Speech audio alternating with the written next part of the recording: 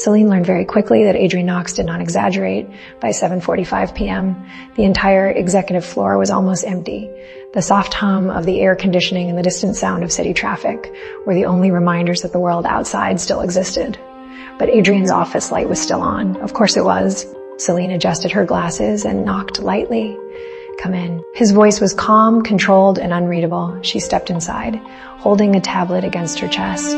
Adrian stood near the window, jacket off, sleeves rolled neatly to his forearms. The city lights reflected against the glass, outlining his sharp profile.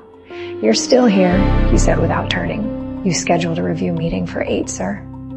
A pause, then he glanced at his watch. "You remembered, yes." He finally turned to face her fully. His gaze scanned her, briefly taking in the fact that she still looked composed despite the long day. Not slouched, not irritated, not even complaining. Interesting, he thought. "Sit," he said, and she did. He moved back behind his desk, flipping open a file. The Morgan proposal, summarize. Celine unlocked her tablet. Projected growth in Southeast markets increases by 12% if we accept their distribution model. However, their compliance record shows 2 minor legal violations in the past 3 years. His eyes lifted, and "I recommend conditional acceptance," tightened oversight clause. Silence stretched. He leaned back slowly, studying her. Most assistants would simply repeat what's written in the file. I read beyond the summary. His jaw shifted slightly. Not displeased, not impressed either, just attentive.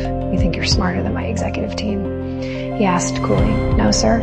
"Then why suggest a modification they didn't?" She met his eyes calmly.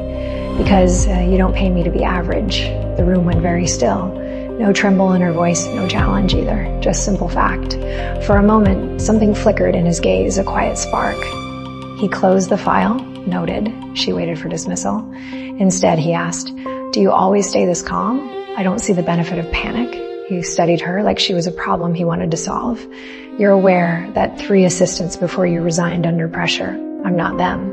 A subtle shift in the air, confidence without arrogance. He stood abruptly. "Come here." Her pulse jumped once, but she stood and walked to his desk. He stepped closer, closer than necessary, close enough for her to notice the faint scent of his cologne, close enough to feel the quiet intensity radiating from him.